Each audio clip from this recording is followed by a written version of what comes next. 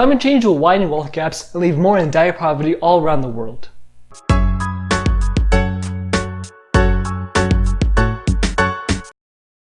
Philip Alston, the UN Special Rapporteur on Extreme Poverty, predicts a climate apartheid as millions descend into poverty and the rich continue to buy their way out of many of climate change's consequences. Climate change already presents a major business opportunity for companies with the resources to provide relief.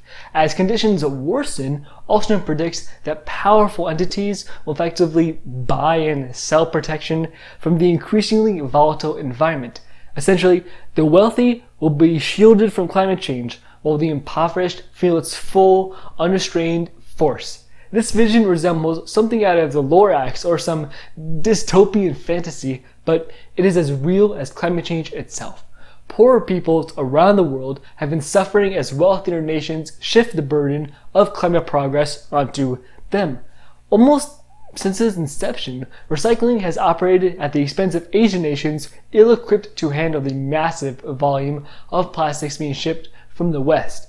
The poorest 50% of Earth's population accounts for 10% of carbon emissions while feeling the most devastating effects of pollution.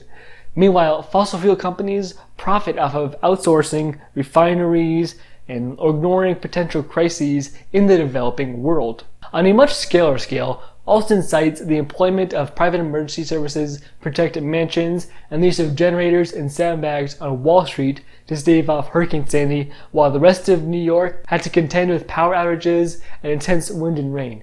The wealthy already make a habit of passing the problems onto the poor, while protecting those who can pay. With this in mind, Alston's prediction seems all too plausible.